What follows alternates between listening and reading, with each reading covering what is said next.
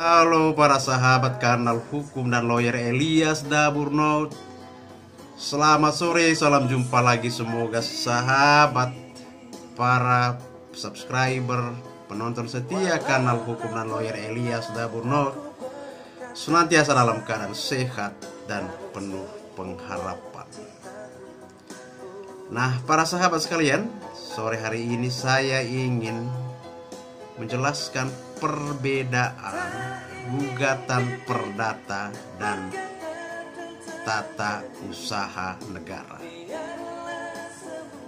Video ini terinspirasi dari jawaban terhadap gugatan yang kami ajukan terhadap salah satu pejabat tata usaha negara di tanah air Beliau dalam eksepsinya atau nota keberatan pada pokoknya menyampaikan bahwa Pengadilan Tata Usaha Negara Kupang tidak berwenang memeriksa, mengadili perkara yang kami ajukan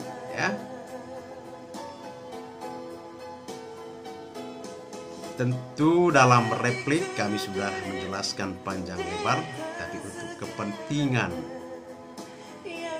pengetahuan para sahabat setia Elias Daburno, saya ingin menjelaskan secara singkat perbedaan gugatan perdata dan gugatan tata usaha negara. Nah, bagaimana kita bisa membedakan berperkara perdata dengan berperkara di Pengadilan Tata Usaha Negara? Toh kedua-duanya sama-sama mengajukan gugatan.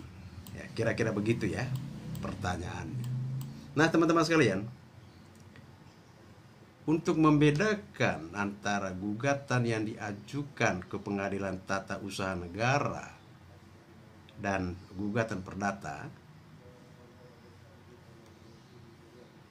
kita bisa melihat dari segi para pihak dan sengketa apa yang diadili. Nah, pada Pengadilan Tata Usaha Negara atau yang jamak disebut Pengadilan TUN, yang dapat digugat hanyalah badan atau pejabat tata usaha negara, baik di pusat maupun di daerah, sebagai akibat dikeluarkannya keputusan tata usaha negara, termasuk misalnya sengketa kepegawaian berdasarkan peraturan perundang-undangan yang berlaku, bukan sengketa mengenai kepentingan hak yang dilanggar. Sementara pada gugatan perdata, para pihaknya adalah orang yang merasa bahwa haknya dilanggar, hak si penggugat, maksudnya. Dan orang yang ditarik ke muka pengadilan karena ia dianggap melanggar hak seseorang atau beberapa orang itu atau tergugat Jadi dalam gugatan perdata yang akan diselesaikan adalah sengketa atau konflik para pihak Nah, untuk lebih lengkapnya saya mengajak para sahabat untuk bersama-sama membuka undang-undang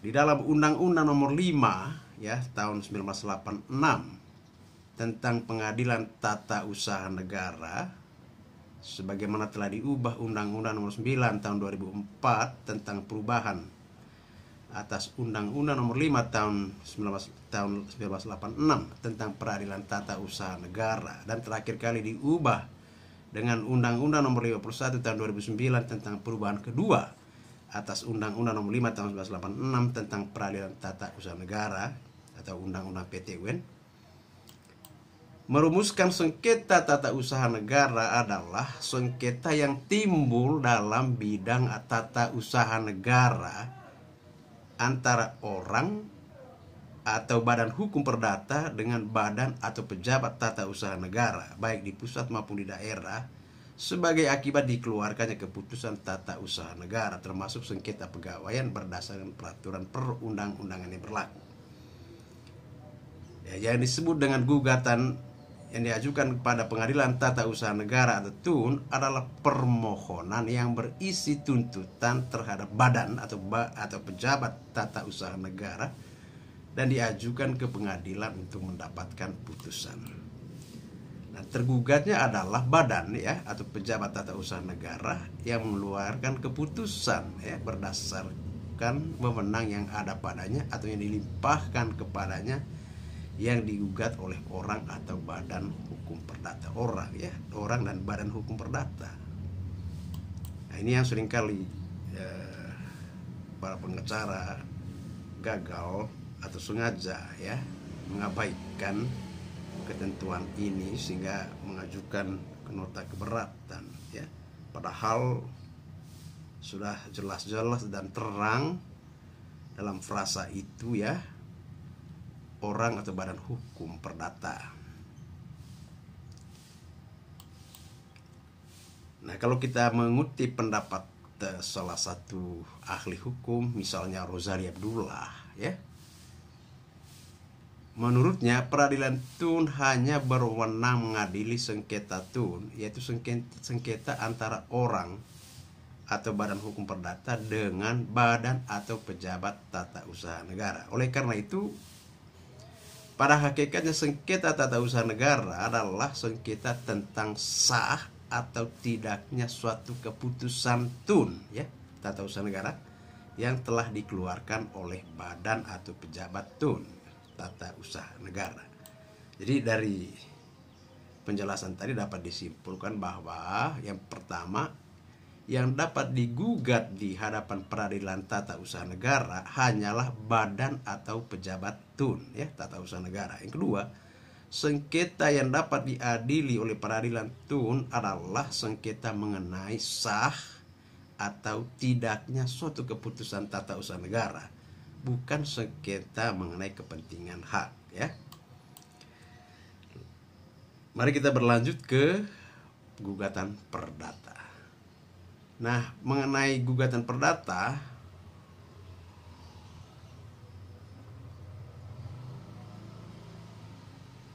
dijelaskan oleh beberapa ahli hukum ya, diantaranya Retno Wulan Sutantio dalam buku Hukum Acara Perdata dalam Teori dan Praktek ya,